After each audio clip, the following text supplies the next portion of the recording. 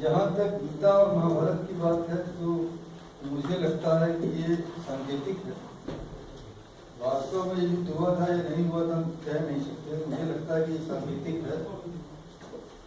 प्रत्येक व्यक्ति के अंदर रात दिन महाभारत चलती है। ये जो हमारा हृदय प्रदेश है यही कुरुक्षेत्र, इसमें कौरव और पांडव आज भी युद्ध कर रहे हैं। सबके अंदर एक एक महाभारत चल रही है।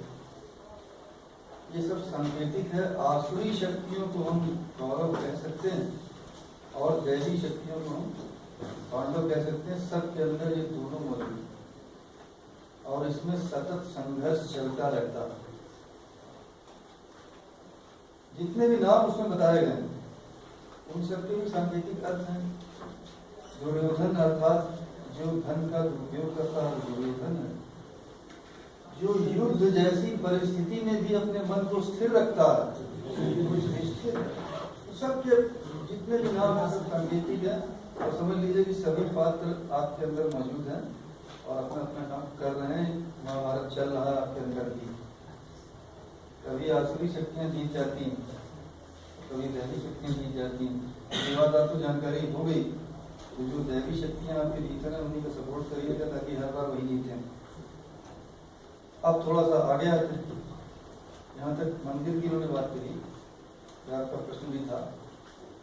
मुझे अपनी रिसर्च में जो मैंने ये पाया कि जब प्राचीन काल में जब लिपि नहीं थी तो चित्रों के माध्यम से शिक्षा दी जाती थी। प्राचीन काल में शिक्षा को पूजा कहा जाता था। आप उद्देश्य देखिए, शिक्षा का उद्देश्य यह है कि आपके जीवन का सुधार करना और पूजा का भी यही उद्देश्य। आदमी अपना सुधार ही करना चाहता है, अपनी उन्नति चाहता, डेवलपमेंट चाहता और शिक्षा का भी यही उद्देश्य। तो प्राचीन काल में जब लिपि नहीं थी तो चित्रों के माध्यम से शिक्षा दी जाती थी। वो एजुकेशन का सिस्टम था। अब साहब जब चित्रों के माध्यम से नैतिक शिक्षा दी जानी है, एथिक्स पढ़ाई जानी है, वैल्यूज पढ़ाई जानी है और लिपि हमारे पास है। तो उदाहरण के लिए अगर मैं आपसे कहूँ जरा बुराई का चित्र बनाइए, आप क्या करेंगे? खतरनाक टाइप के चित्र बना देंगे, सींग लगा देंगे, बड़े बड़े दांत लगा देंगे, विभत्स चित्र बना देंगे तो राक्षसों के चित्र बन गए। और अगर ये कहा जाए कि साहब अच्छाई का चित्र बनाइए तो बड़े खूबसूरत चित्र बना दिए गए जो कि देवी देवताओं के चित्र बन गए। अच्छाई के चित्र, बुराई के चित्र पढ़ाना है साहब। ये चित्र की वैल्यू आज भी है। आज भी आपके साइंस के टीचर कहते हैं कि 1 पिक्चर इज वर्थ 1000 वर्ड्स। कि अगर आप एक डायग्राम बना के आ जाते हैं तो एक डायग्राम 1000 शब्दों के बराबर है, आपको नंबर मिल जाते हैं। टीचर कहते हैं कि नहीं कहते? वही चीज थी। तो जितने भी प्राचीन चित्र हैं सब शिक्षा देने के लिए बनाए गए। अब मैं एक चित्र का केवल आपके सामने वर्णन करूंगा क्योंकि समय ज्यादा नहीं है। उदाहरण के लिए विष्णु जी का चित्र हम लेते हैं। देनी है शिक्षा ताकि मेरे जीवन में सुधार हो, एथिकल वैल्यूज बढ़े, मुझमें नैतिकता बढ़े। उद्देश्य तो यही है। ठीक, अब आप चित्र बना। कालांतर में हम उस शिक्षा को भूल गए और जो वास्तविक चीज थी उसको छोड़ करके कर्म कांड में लग गए। कुछ लोग समझते हैं कि ये विष्णु जी नाम के कोई शख्स ऊपर बैठे हैं, जितने चार हम यहाँ से उनका पूजा करेंगे, मंत्र पढ़ेंगे, ऊपर से टपका देंगे, हम ले लेंगे, हमारा जीवन सुधर जाएगा। हम उनकी मान्यता को कोई चुनौती नहीं दे रहे हैं, कोई चुनौती नहीं। हम ये मानते हैं, जो हमने अपनी रिसर्च में पाया, जब दर्शन करने के लिए कहा जाता था तो दर्शन का मतलब होता है फिलॉसफी, दर्शन शास्त्र। दर्शन का मतलब देखना नहीं होता। तो तब कहा जाता था कि दर्शन करने जाओ तो देखो और उसके पीछे का दर्शन शास्त्र समझो और समझकर जीवन में अपनाओ, तुम्हारा जीवन सुधर जाएगा। उद्देश्य होता था। तो पहली गलती तो हम ये करते हैं, जब हम जाते हैं तो वहां जाके आंख बंद कर लेते हैं। दर्शन हम मूर्ति का कर रहे हैं या मूर्ति हमारा कर रही है, ये पता नहीं है। हम तो दर्शन करने गए ना, देखने। तो देखिए, दो आंख खोलकर आंख क्यों बंद कर ली? ऊपर से नीचे तक निहारिए। इसलिए कि तभी हम उसके पीछे का दर्शन शास्त्र समझ कर ले पाएंगे और उसे जीवन में अपना पाएंगे। अब साहब, विष्णु जी का जो चित्र है, मैं वो वर्णन आपके सामने करने जा रहा हूँ। विष्णु जी के 4 हाथ। अब 4 हाथ वाला कोई पुरुष तो आपने देखा नहीं, लेकिन विष्णु जी के हैं। सिंबॉलिक हमें शिक्षा देने के लिए। अब सभी चारों हाथों में कोई न कोई अलंकरण है ना। अब आप मुझे एक एक अलंकरण बताएं तो मैं उसका बता दूं कि उसके पीछे का लॉजिक क्या है। चारों हाथों में एक अलंकरण है, शंख। आपने कहा शंख, तो शंख इसलिए उसमें रखा गया एक अलंकरण के रूप में कि शंख को देखकर मुझे ये शिक्षा मिल जानी चाहिए कि आज दिन भर मैं प्योरिटी ऑफ वॉइस का ध्यान रखूंगा। सिंपल है शंख, देख करके मैं उसके पीछे का दर्शन शास्त्र समझ लूं। आज दिन भर इसलिए कि कल फिर दर्शन करने आऊंगा, कल का चैप्टर कल फिर रिवाइज होगा, क्योंकि एजुकेशन। आज दिन भर, ये आज का संकल्प है। जब मैं सुबह दर्शन करने आया तो मैंने समझ लिया क्षण को देख करके कि आज दिन भर मैं प्योरिटी ऑफ वॉइस, वाणी की शुद्धता का ध्यान रखूंगा। किसी को कोई अपशब्द नहीं कहूंगा, किसी को भला बुरा नहीं कहूंगा, गाली गलौज नहीं करूंगा, वाणी से हिंसा नहीं करूंगा, किसी का दिल नहीं दुखाऊंगा। अभी आगे चलते, एक अलंकरण से हमने शिक्षा देखी, इसको अपनाना है जीवन में, तब लाभ होगा। दूसरे हाथ में दूसरा अलंकरण चक्र को हम देखते हैं, गदा। सब गदा जो है वो माया। अब देखिए माया क्या है, ये कोई जादू टोना या मैजिक नहीं है कि अपने हाथ घुमाया और तब राख निकल आई या शहद निकल आया या घड़ी निकल आई। नो, शरीर के जो 5 विकार हैं मुख्य रूप से, काम, क्रोध, लोभ, मोह, मद, इसी को संक्षेप में माया कह दिया जाता है और कुछ नहीं, यही माया है। ये हम ये 5 अलग अलग बोले तो आप संक्षेप में माया कह दीजिए, माया का मतलब यही 5। तो आज दिन भर मैं माया पर विजय प्राप्त करने का प्रयास करता रहूंगा। जरूरी नहीं कि पहले दिन ही आपको विजय मिल जाए, प्रयास कर। आपने आज संकल्प लिया कि अपना क्रोध नहीं करूंगा, लेकिन संकल्प लेने के बावजूद भी कभी कभी उस दिन आप क्रोधित हो गए तो हार मानने की जरूरत नहीं है, प्रयास करता रहूंगा। आपने आज संकल्प लिया कि मैं ईर्ष्या नहीं करूंगा, लेकिन हो गई, कोई बात नहीं, फिर प्रयास बढ़ा दूंगा। सतत प्रक्रिया, सुधार की प्रक्रिया हमेशा सतत होती है, नेवर एंडिंग। हमने 2 हाथों के अलंकरण देख लिए। तीसरे हाथ में कमल। देखिए साहब, कमल हमेशा कीचड़ में होता है,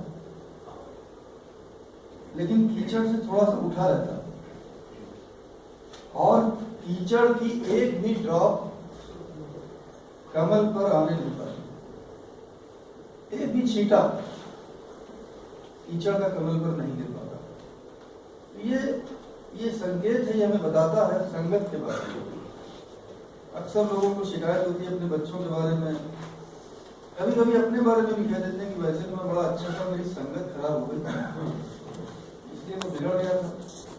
या बच्चों के बारे में, वैसे तो मेरा बच्चा बहुत अच्छा है लेकिन संगत खराब हो गई, इस वजह से ऐसा हो गया। मित्रों, आपका जन्म किस माता पिता के घर होगा आपके वश में है क्या? किस लोकेलिटी में आपका जन्म होगा आपके वश में है क्या? जन्म के बाद आपका एडमिशन किस विद्यालय में कराया जाएगा ये आपके वश में है क्या? उस विद्यालय में आपको संगी साथी कैसे मिलेंगे, अध्यापक कैसे मिलेंगे, आपके वश में है क्या? उसके बाद आप थोड़े बड़े हुए किस कॉलेज में जाएंगे आपके वश में है क्या? नहीं है। वहां संगी साथी कैसे मिलेंगे, अच्छे हुए, आपके वश में है क्या? नौकरी कहाँ मिलेगी, ये क्या पूरी तरीके से आपके वश में है क्या? 20 जगह आदमी ट्राई करता है, कहीं नहीं मिलता। वहां संगी साथी कैसे मिलेंगे, सहकर्मी कैसे मिलेंगे, आपके वश वश में है क्या? ऐसी संगत मिलेगी बचपन से लेकर जवानी तक, तो हमने देख लिया आगे भी। ऐसी संगत हमें मिलेगी हमारे वश में नहीं है मित्रों, हमारे वश में बिल्कुल नहीं है। तो कमल को देखकर आपको निश्चय करना है कि संगत चाहे जैसी मिले, मैं कीचड़ में कमल के समान रहूंगा। चाहे जैसी संगत मिले, चाहे मुझे शराबियों के बीच में रहना हो, लेकिन मैं नहीं पीऊंगा, मैं नहीं पीऊंगा। चाहे सेवा में मुझे सहकर्मी सब बेईमान मिल जाए, लेकिन मैं ईमानदार रहूंगा, क्योंकि मैंने आज सुबह जब दर्शन किए तो मैंने आज संकल्प ले लिया कमल को देखकर कि मैं कीचड़ में कमल के समान रहूंगा, कीचड़ की एक भी ड्रॉप, एक भी बूंद स्वयं पर आने नहीं दूंगा, चाहे जैसी संकल्प ले। एक हाथ अभी और बचा है जिसमें एक अलंकार आपने कहा था चक्र। इस चक्र का नाम क्या है मित्रों? देखिए ये सुदर्शन शब्द जो है ये अपभ्रंश होकर आ गया है, वास्तव में इसका नाम है स्वदर्शन चक्र। ये अपभ्रंश होकर के सुदर्शन बन गया। स्वदर्शन जो है वो परदर्शन का विलोम है। परदर्शन स्वदर्शन, स्वदर्शन का मतलब है सेल्फ ऑब्जर्वेंस। मैं स्वदर्शन करूंगा, परदर्शन नहीं करूंगा। ये मैंने आज संकल्प ले लिया चक्र देखकर। ये चक्र कोई गला काटने वाला चक्र नहीं है। देवी देवता और हिंसा कभी हो सकता? अहिंसा परमो धर्म। क्या कोई देवी देवता किसी कहीं को रक्तपात करेगा? नहीं नहीं, ये सिंबल है, ये स्वदर्शन। मैं अपनी बुराइयों को देखूंगा, दूसरों की बुराइयों को नहीं देखूंगा। स्वयं की बुराइयों को पहचानूंगा, अपने अवगुणों को पहचानूंगा